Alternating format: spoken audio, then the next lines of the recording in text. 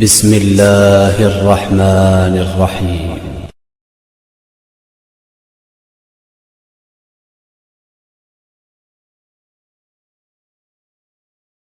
سورۃ الاعراف کی آیت نمبر 131 یعنی 131، اللہ تبارک و تعالیٰ فرماتا ہے فَإِذَا جَاءَتْهُمُ الْحَسَنَةُ قَالُوا لَنَا هَٰذِهِ وَإِن تُصِبْهُمْ سَيِّئَةٌ يَطَّيَّرُوا بِمُوسَىٰ وَمَن مَّعَهُ أَلَا إِنَّمَا طَائِرُهُمْ عِندَ اللَّهِ وَلَٰكِنَّ أَكْثَرَهُمْ لَا يَعْلَمُونَ۔ تو جب انہیں بھلائی ملتی تو کہتے یہ تو ہمارے لیے ہے، اور جب برائی پہنچتی تو کیوں کہتے موسیٰ اور اس کے ساتھ والوں سے بدشگونی لیتے۔ سن لو ان کے نصیب کی شامت تو اللہ کے یہاں ہے، لیکن ان میں اکثر کو خبر نہیں۔ اس کے جو تفسیر ہے وہ مفسر قرآن حکیم الامت حضرت مفتی احمد یار خان نعیمی علیہ رحمہ اس کے تحت لکھتے ہیں کہ جب فرعونیوں پر کوئی مصیبت آتی نا تو وہ مصیبت مثلا قحط سالی آ جاتی، ان کو بیماری بڑھ جاتی، کوئی اور مصیبت آتی تو حضرت موسیٰ علیہ السلام اور ان کے ساتھیوں کے متعلق، ان کے رفقا کے متعلق، ان کے حواریوں کے متعلق کہتے کہ جی یہ ان کی موجودگی ہے نا تو اس وجہ سے ہم پر یہ مصیبت آئی ہے، اور جب ان پر کوئی انعام ہوتا، ان پر کوئی آسانی ملتی تو کہتے یہ تو ہماری قسمت میں تھا نا تو اس لیے ہمیں مل گیا، ورنہ ان کی وجہ سے تھوڑی ملا ہے۔ اسی طرح ایک اور قوم، وہ قوم سمود تھی، اس نے حضرت صالح علیہ السلام پر بدشگونی کس طرح کی۔ حضرت صالح علیہ السلام کی قوم کی طرف جب اللہ تبارک و تعالیٰ نے آپ کو مبعوث کیا تو انہیں ایک رب کی عبادت کی طرف بلایا، یعنی اللہ نے اپنی عبادت کی طرف بلانے کے لیے حضرت صالح علیہ السلام کو بھیجا۔ جب آپ علیہ نبی علیہ السلام نے انہیں اس کی دعوت پیش کی تو ایک گروہ آپ پر ایمان لے آیا، جبکہ دوسرا گروہ اپنے کفر پر قائم رہا۔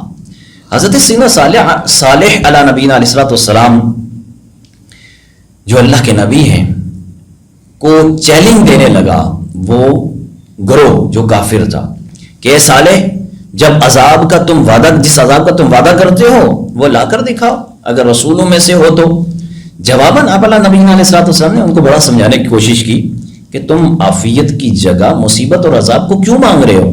دیکھیں اللہ جبار بھی ہے، قہار بھی ہے، تم جو طلب کرو گے اسی کے مطابق تمہیں دیا جائے گا، تو کیوں آپ عذاب کو دعوت دے رہے ہو، کیوں مصیبت کو دعوت دے رہے ہو؟ عذاب نازل ہونے سے پہلے کفر سے توبہ کر کے ایمان لے آؤ، اللہ وحدہ لا شریک کو ایک مانو، اسی کی عبادت کرو، اللہ سے بخشش کیوں نہیں مانگتے؟ شاید وہ تم پر رحم کرے اور دنیا میں عذاب نہ کیا جائے۔ مگر قوم نے آپ کی مسلسل تکذیب کی، اس کے باعث کیا ہوتا ہے؟ بارش رک جاتی ہے، قحط ہو جاتا ہے، لوگ بھوک کی وجہ سے مرنے لگتے ہیں۔ اس کو انہوں نے حضرت صالح علیہ نبی علیہ السلام کی تشریف آوری کی طرف نسبت کیا کہ آپ کی آمد کو آپ ان لوگوں نے بدشگونی سمجھا کہ یہ جب سے آئے ہیں نا تو ہم پر یہ نحوست آ گئی ہے، یہ جب سے آئے ہیں تو یہ مصیبت آ گئی ہے، تو ہم برا انہوں نے کہا کہ ہم اسی لیے کہتے ہیں نا کہ جب تک یہ رہیں گے تو یہی حالت رہے گی، اور اللہ نے حضرت صالح علیہ نبی علیہ السلام کی قوم کو عذاب میں گرفتار کیا۔ حضرت سیدنا عیسیٰ علیہ نبی علیہ السلام نے اپنے دو حواریوں صادق اور صدوق کو انطاکیہ کی طرف بھیجا۔ وہاں کے لوگوں کو بت پرست جو تھے، وہاں کے لوگ ان کو بت پرستی سے چھوڑنے کا کہا، تو بت پرست تھے، دین حق کی دعوت ان لوگوں نے دی۔ جب یہ دونوں شہر کے قریب پہنچے تو انہوں نے ایک بوڑھے شخص کو دیکھا کہ بکریاں چرا رہا تھا۔ اس شخص کا نام حبیب نجار تھا۔ اس نے ان کا حال دریافت کیا۔ ان دونوں نے کہا کہ ہم حضرت سیدنا عیسیٰ علیہ نبی علیہ السلام کے بھیجے ہوئے ہیں، تمہیں دین حق کی دعوت دینے کے لیے آئے ہیں، بت پرستی چھوڑ کر خدا پرست ہو جا، خدا کو کی عبادت کر۔ حبیب نجار نے نشانی دریافت کی۔ انہوں نے کہا کہ نشانی یہ ہے کہ ہم بیماروں کو اچھا کرتے ہیں، اندھوں کو بینا کرتے ہیں، برس کے والے کو برس کے جو مرض ہے اس کے مرض کو دور کرتے ہیں۔ حبیب نجار کا ایک بیٹا 2 سال کا تھا تو وہ بیمار تھا۔ انہوں نے کہا کہ اگر ایسی بات ہے تو پھر میرے بیٹے پر ہاتھ پھیر دو، میرے بیٹے کے لیے دعا کرو، میرے بیٹے کو تندرست کرو۔ حبیب نجار نے جب ان سے ریکویسٹ کی تو وہ جو دونوں تھے تو انہوں نے ہاتھ پھیرا تو ان کا بیٹا حبیب نجار کا بیٹا درست ہو گیا۔ وہ بیمار لاچار لاغر بستر سے اٹھ نہیں سکتا تھا، ان دونوں کے ہاتھ کی برکت سے وہ اٹھ کر کھڑا ہو گیا، تندرست ہو گیا۔ یہ کرامت دیکھ کر حبیب نجار رحمۃ اللہ علیہ ایمان لے آئے، اور اس واقعے کی خبر مشہور ہو گئی، یہاں تک کہ کثیر تعداد میں لوگ ان کے ہاتھ پر ایمان لے آئے۔ یہاں لوگ مرض میں مبتلا جو آتے، ان کے ہاتھ سے شفا ملنا شروع ہو گئی۔ یہ خبر پہنچنے پر بادشاہ دل ملا اٹھا۔ بادشاہ نے ان دونوں کو بلایا، کہا کہ ہمارے معبودوں کے سوا کوئی اور معبود بھی ہے؟ ان دونوں نے کہا ہاں، وہی جس نے تجھے اور تیرے معبودوں کو پیدا کیا۔ پھر لوگ ان کے در پہ ہوئے اور انہیں مارا، اور یہ دونوں قید کر لیے گئے۔ پھر حضرت عیسیٰ علیہ نبینا علیہ الصلوۃ والسلام نے حضرت شمعون رضی اللہ تعالیٰ عنہ کو بھیجا۔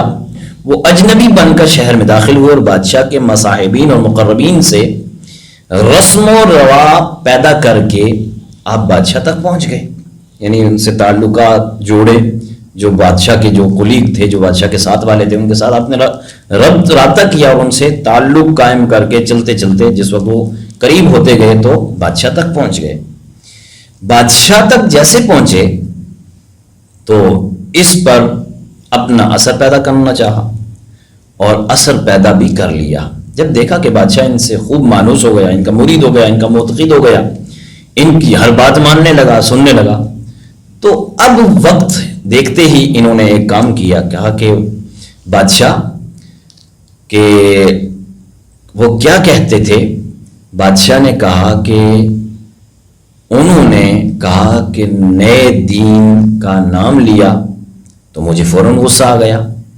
تو حضرت شمعون رضی اللہ تعالیٰ نے کہا کہ اگر بادشاہ کی رائے ہو تو انہیں بلایا جائے، دیکھیں کہ ان کے پاس کیا ہے۔ چنانچہ وہ دونوں بلائے گئے۔ حضرت شمعون رضی اللہ تعالیٰ نے ان سے دریافت کیا کہ تمہیں کس نے بھیجا؟ انہوں نے کہا کہ اس اللہ نے جس نے ہر چیز کو پیدا کیا، جس نے جاندار کو روزی دی، جس کا کوئی شریک نہیں۔ حضرت شمعون نے کہا اس کی مختصر صفت بیان کرو۔ انہوں نے کہا وہ جو چاہتا ہے کرتا ہے، جو چاہتا ہے حکم دیتا ہے۔ حضرت شمعون رضی اللہ تعالیٰ نے کہا تمہاری نشانی کیا ہے؟ انہوں نے کہا کہ جو بادشاہ چاہے تو بادشاہ کو وہ نشانی ہم بتا دیں گے۔ بادشاہ نے کہا کہ ایک اندھا لڑکا ہے، اس اندھے کو آپ آنکھیں دے دو۔ ان لوگوں نے اللہ کی بارگاہ میں دعا کی، فوراً وہ اندھا شخص اس کو آنکھیں آ جاتی ہیں، یعنی دیکھنے لگتا ہے۔ حضرت شمعون نے بادشاہ سے کہا کہ اب مناسب یہ ہے کہ تو اپنے معبودوں سے کہہ کہ وہ بھی اس طرح کر کے دکھائیں تاکہ تیری عزت رہ جائے، عزت بھی ظاہر ہو جائے۔ بادشاہ نے حضرت شمعون کی طرف متوجہ ہو کر کہا حضرت تم سے تو کچھ چھپا ہوا ہے نہیں، آپ سے تو کچھ چھپا ہوا ہے نہیں، بات کوئی چھپی نہیں ہے۔ ہمارا معبود کیسا معبود ہے؟ وہ معبود ایسا تھوڑی ہے، وہ معبود ایسا نہیں ہے کہ وہ اندھوں کو شفا دے گا تو اندھوں کو برسوانوں کو ٹھیک کرے گا۔ وہ نہ ہمارا کچھ بگاڑ سکتا ہے، نہ ہمیں کچھ فائدہ دے سکتا ہے، نہ بنا سکے۔ تو پھر حضرت شمعون ان کو موقع مل گیا، تو پھر بادشاہ نے دونوں حواریوں سے کہا، حضرت شمعون نے کہا کہ جب ایسی بات ہے تو پھر ان کی بات کیوں نہیں سنتے، اس پر توجہ کیوں نہیں دیتے؟ بادشاہ نے دونوں حواریوں سے کہا کہ اگر تمہارے معبود کو مردے کے زندہ کر دینے کی قدرت ہو تو ہم اس پر ایمان لے آئیں گے۔ انہوں نے کہا ہمارا معبود ہر چیز پر قادر ہے، وہ ان اللہ علی کل شیء قدیر ہے۔ بادشاہ نے ایک کسان کے لڑکے کو منگایا جس کے مرے ہوئے 7 دن ہو چکے تھے، جسم خراب ہو چکا تھا، بدبو پھیل رہی تھی۔ تو اب ان کے سامنے حواریوں کے سامنے رکھا، کہا کہ اس کے لیے دعا کریں۔ انہوں نے دعا کی، اللہ تبارک و تعالیٰ نے ان کی دعا کی برکت سے ان دونوں کو، اس مردے کو کیا ہے، اس کسان کے بچے کو زندہ کر دیا، اور وہ اٹھ کھڑا ہوا اور کہنے لگا میں مشرک مرا تھا، مجھ کو جہنم کی 7 وادیوں میں داخل کر دیا گیا تھا۔ میں تمہیں آگاہ کرتا ہوں کہ جس دین پر تم ہو بہت نقصان دہ ہے، ایمان لاؤ۔ کہنے لگا کہ آسمان کے دروازے کھلے اور ایک حسین اور جمیل نوجوان مجھے نظر آیا، تو جو ان تینوں شخصوں کی سفارش کرتا ہے۔ بادشاہ نے کہا کون 3؟ اس نے کہا ایک یہ شمعون جو بیٹھے ہوئے ہیں، اور 2 یہ قیدی جو تو نے قیدی بنائے ہوئے ہیں، ان دونوں کی وہ سفارش کر رہا ہے۔ یہ سن کر بادشاہ کو تعجب ہوا کہ جب حضرت شمعون نے دیکھا کہ ان کی بات بادشاہ پر اثر کر گئی ہے تو انہوں نے بادشاہ کو نصیحت کی وہ کہ بھئی دیکھو یہ بھی صحیح کہہ رہا ہے، یہ بھی صحیح کہہ رہے ہیں اور میں بھی صحیح ہوں، ہم تینوں آپ کو دین کی دعوت دینے کے لیے آئے ہیں، اور یہ سارا جو نقشہ کھینچا ہے نا یہ تمہاری اصلاح کے لیے کھینچا ہے کہ تم ڈائریکٹ تو مانو گے نہیں، تو اس طریقے سے تم مان جاؤ گے۔ اب جیسی آپ نے دعوت دی اس بادشاہ کو، تبلیغ کی، تو وہ بادشاہ ان کے اس پر ایمان لے آیا۔ جیسا بادشاہ ایمان لے آیا لیکن اس کی قوم جو تھی وہ بگڑی ہوئی قوم تھی، قوم کے کچھ لوگ تو ایمان لے آئے لیکن کچھ نہیں لائے، بلکہ کہنے لگے ہم تمہیں منحوس سمجھتے ہیں، جب سے تم آئے ہو تو بارش نہیں ہوئی ہے، بے شک تم اگر اپنے دین کی تبلیغ سے باز نہ آئے تو ضرور ہم تمہیں سنسار کر دیں گے، اور بے شک ہمارے ہاتھوں تم پر دکھ کی مار ہوگی۔ انہوں نے فرمایا تمہاری نحوست تو یہ ہے کہ تم کفر پر ہو، اسی نحوست کی وجہ سے تمہیں بارش نہیں ملی، اسی نحوست کی وجہ سے تمہارا رزق بند ہے، اسی نحوست کی وجہ سے تمہیں کھانا پینا بند ہو گیا، تمہارے ساتھ جو ہو رہا ہے وہ اسی وجہ سے ہے، کیا اس پر بدکتے ہو کہ تمہیں کوئی سمجھانے کے لیے آئے، تمہیں اسلام کی دعوت دینے کے لیے آئے تو تم الٹا اس کو منحوس سمجھو؟ منحوس تو تم ہو کہ جس کفر میں تم اس وقت گرفتار ہو۔ تو یہ حضرت شمعون کی نصیحت اس قوم کو ہوئی، ان میں سے بعض ایمان لائے اور بعض اسی کفر میں رہے۔ تو اس طرح ان لوگوں نے ان کو اسلام کی دعوت دینے کی پاداش میں ان سے بدشگونی لی، تو کہا کہ یہ تو کفار کا طریقہ ہے۔ اسی طرح یہود و منافقین نے میرے آقا صلی اللہ علیہ وآلہ وسلم کی آمد کی بھی بدشگونی کس طرح لی تھی۔ سورۃ النساء کی آیت نمبر 78 میں اللہ تبارک و تعالیٰ فرماتا ہے وَإِن تُصِبْهُمْ حَسَنَةٌ يَقُولُوا هَذِهِ مِنْ عِنْدِ اللَّهِ وَإِن تُصِبْهُمْ سَيِّئَةٌ يَقُولُوا هَذِهِ مِنْ عِنْدِكَ قُلْ كُلٌّ مِنْ عِنْدِ اللَّهِ فَمَا لِهَٰؤُلَاءِ الْقَوْمِ لَا يَكَادُونَ يَفْقَهُونَ حَدِيثًا، اور انہیں کوئی بلائی پہنچے تو کہیں یہ اللہ کی طرف سے، اور انہیں کوئی برائی پہنچے تو کہیں کہ یہ حضور کی طرف سے آئی ہے۔ تم فرماؤ سب اللہ کی طرف سے ہے، ان لوگوں کو کیا ہوا، کوئی بات سمجھتے معلوم نہیں ہوتے؟ مفسر شہیر حکیم محمد حضرت مفتی احمد یار خان علیہ رحمۃ الرحمن اس کے تحت بھی لکھتے ہیں کہ جب حضور علیہ الصلوۃ والسلام ہجرت فرما کر مدینہ پاک میں رونق افروز ہوئے نا، تو یہود جو مدینے کے تھے ان کو دعوت اسلام دی تو اکثر یہودیوں نے سرکشی کی اور حضور علیہ الصلوۃ والسلام کی مخالفت پر کمر باندھ لی، اور ان میں سے بعض لوگ تکیہ کر کے اپنے ہی کفر کو چھپائے ہوئے کلمہ تو پڑھ کر مسلمانوں میں گھس گئے اور طرح طرح سے مسلمانوں کو نقصان پہنچانے لگے، جس کی سزا میں کبھی وہاں وقت پر بارش نہ ہوتی، کبھی پھل کم ہوتے، جیسا کہ گزشتہ امتوں کا حال ہوتا رہا۔ تو جو مردود یہودی اور منافق تھے وہ بولے کہ نعوذ باللہ من ذالک، ان صاحب یعنی محمد رسول اللہ صلی اللہ علیہ وسلم کے قدم آنے سے ہمارے ہاں خیر و برکت ہی اٹھ گئی ہے، یہ سب مصیبتیں آمد مصطفیٰ کی وجہ سے ہوئی ہیں۔ تو ان کی تردید میں یہ آیت مبارکہ نازل ہوئی۔ مفتی صاحب مزید لکھتے ہیں کہ اب بھی بعض کفار مسلمانوں کو منحوس کہتے ہیں، بلکہ بعض جاہل جو مسلمان نمازی پرہیزگار متقی مسلمان ہے نا، اس کو بعض جاہل مسلمان اس کو منحوس کہتے ہیں، ان کے نیک اعمال کو نحوست کہتے سنے گئے ہیں۔ یہ سب انہی شیاطین کا ترکہ ہے، یعنی چھوڑی ہوئی چیز ہے۔ تفسیر نعیمی کی جلد 5 کے صفحہ نمبر 240 سے میں نے سارا لبے لباب آپ کو سنایا ہے۔ تو حضور صلی اللہ علیہ وسلم کی آمد تو وہ آمد تھی کہ جس نے مدینہ جو یثرب تھا اس کو مدینہ بنا دیا۔ میرے آقا کی آمد تو وہ آمد تھی کہ جس آمد کی وجہ سے خشک تھنوں والی بکریوں کے تھنوں میں دودھ آ گیا تھا۔ میرے آقا تو وہ آقا ہیں جو اندھیرا پہلے تھا اس میں آئے تو نور نلا نور ہو گیا۔ کہتے ہیں نور والا آیا ہے، نور لے کے آیا ہے، سارے عالم میں یہ دیکھو کیسا نور چھایا ہے۔ مفتی صاحب مزید لکھتے ہیں نا، اس زمانہ پاک میں صدیقین کو کہتے تھے. حضور صلی اللہ علیہ وسلم تشریف آوری سے ہمارا یثرب مدینہ شریف بن گیا، یہاں کی خاک شفا بن گئی، یہاں کی آب و ہوا علاج والی ہو گئی. مگر منافقین اور یہود یعنی زندیق کہتے تھے کہ حضور کے قدم سے مدینہ کی برکتیں اڑ گئی.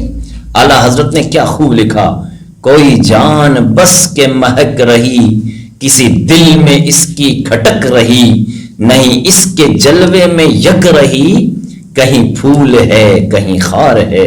تو ہم نے عرض کی طیبہ کی زینت انہی کے دم سے، طیبہ کی زینت انہی کے دم سے ہے، کعبہ کی رونق ان کے قدم سے ہے. کعبہ ہی کیا ہے سارے جہاں میں، دھوم ہے ان کے کونوں مقام میں. یعنی حضور صلی اللہ علیہ وسلم کے دم قدم سے مدینہ کے باشندے آپس میں شیر و شکر ہو گئے. حضور صلی اللہ علیہ وسلم کے دم قدم سے مدینہ تمام دنیا کا ملجا و ماوا بن گیا. حضور صلی اللہ علیہ وسلم کی وجہ سے مدینہ کی صدہات تاریخیں لکھی گئیں اور یہ تاریخی مقام ہو گیا. حضور صلی اللہ علیہ وسلم کی وجہ سے مدینہ کی تعریف میں ہزاروں ہزار قصائد لکھے گئے. کسی شہر کو یہ عزت نہ ملی جو حضور کے شہر کو عزت ملی. فرمایا نا رب نے، لا اقسم بہذا البلد وانت حل بہذا البلد ووالد وما ولد لقد خلقنا الانسان فی کبد. یہ تو کعبے کے متعلق ہے، لیکن ہے کیوں؟ فرمایا اس لیے لا اقسم بہذا البلد وانت حل بہذا البلد ووالد وما ولد، اس لیے کہ وہاں پر میرا محبوب پیدا ہوا ہے. تو بہرحال یہ وہ باتیں تھیں کہ جو لوگ آج کل بدشگونی لیتے ہیں، برائی کی نسبت اپنی طرف کرنی چاہیے. سورۃ النساء کی آیت نمبر 78 میں نا، ما اصابک من حسنۃ فمن اللہ وما اصابک من سیئۃ فمن نفسک. اے سننے والے، تجھے جو بلائی پہنچے وہ اللہ کی طرف سے ہے، اور جو تجھے برائی پہنچے وہ تیری اپنی طرف سے ہے. حضرت علامہ سید محمد نعیم الدین مراد آبادی رحمۃ اللہ علیہ اس آیت کے تحت لکھتے ہیں کہ تو نے ایسے گناہ کا ارتکاب کیا، ایسے گناہ کا ارتکاب کیا کہ تو اس کا مستحق ہوا. یہاں ایک مسئلہ ذہن نشین ہے کہ برائی کی نسبت بندے کی طرف مجاز ہے، اور اوپر جو مذکور ہوا نا وہ حقیقت تھی. یعنی بعض مفسرین نے فرمایا کہ بدی کی نسبت بندے کی طرف برسبیل ادب ہے. خلاصہ یہ کہ بندہ جب فاعل حقیقی کی طرف نظر کرے تو ہر چیز کو اسی کی طرف سے جانے، اور جب اسباب پر نظر کرے تو برائیوں کو اپنی شامت نفس جانے، برائیوں کو اپنی شامت نفس جانے، اور نیکی کا تصور کرے کہ نیکی میرے رب کی طرف سے ہے. حافظ شہاب الدین احمد بن علی بن حجر اسقلانی رحمۃ اللہ علیہ لکھتے ہیں نا، زمانے جاہلیت میں مشرکین پرندوں پر اعتماد کرتے تھے. جب ان میں سے کوئی شخص کسی کام کے لیے نکلتا تو وہ پرندوں کی طرف دیکھتا، اگر پرندہ دائیں طرف جاتا تو اس کو اچھا گمان سمجھتے، بائیں طرف جاتا تو اس کو برا گمان سمجھتے. تو اس طرح پرانے زمانے میں تو یہ ہوتا تھا. آج کے زمانے میں کوئی طوطوں کے پاس جاتا ہے تو کوئی کتوں کے پاس جاتا ہے، تو کوئی لٹوں والے کے پاس جاتا ہے، تو کوئی بڑی بڑی انگوٹھیوں والے کے پاس جاتا ہے. تو یہ چیزیں نہیں کرنی چاہیے، ہمیں اپنے اللہ پر توکل کرنا چاہیے. حضرت سیدنا معاویہ بن حکم رضی اللہ تعالیٰ بیان کرتے ہیں، معاویہ بن حکم رضی اللہ تعالیٰ بیان کرتے ہیں کہ میں نے، یہ بھی صحابی ہیں، کہتے ہیں کہ میں نے بارگاہ رسالت میں عرض کیا، یا رسول اللہ صلی اللہ علیہ وسلم، ہم زمانے جاہلیت میں کچھ کام کرتے تھے، آپ ہمیں ان کا حکم بتائیے. ہم کاہنوں یعنی نجومیوں کے پاس جایا کرتے تھے. تو سرکار عالی وقار خاتم النبیین صلی اللہ علیہ وسلم نے ارشاد فرمایا کہ کاہنوں کے پاس اب مت جاؤ. میں نے پوچھا، ہم پرندوں وغیرہ سے شگون بھی لیتے تھے، یعنی پرندے زمانے جاہلیت میں پرندے اڑاتے تھے، تو جو سیدھی طرف جاتا تو وہ کام کر لیتے، اور الٹی طرف جاتا تو پھر اس کام سے رک جاتے. تو میرے آقا صلی اللہ علیہ وآلہ وسلم نے ارشاد فرمایا کہ یہ ایک چیز یعنی خیال ہے جسے تم میں سے کوئی اپنے دل میں پائے، لیکن یہ تمہیں تمہاری حاجت وغیرہ سے نہ روکے. یعنی اس کا مطلب فرمایا کہ اگر تمہارے دل میں آئے نا کہ اس کام سے رک جاؤں تو پھر نہ رکو، بلکہ کام کر ہی ڈالو اللہ پر توکل کرتے ہوئے. اللہ تبارک و تعالی ہمیں بدفعلی سے، برے شگون سے محفوظ فرمائے، ہمیں نیک فعلی، نیک شگون اختیار کرنے کی توفیق عطا فرمائے. آمین وآخر دعوانا ان الحمد للہ رب العالمین. اللہ اللہ اللہ اللہ اللہ اللہ اللہ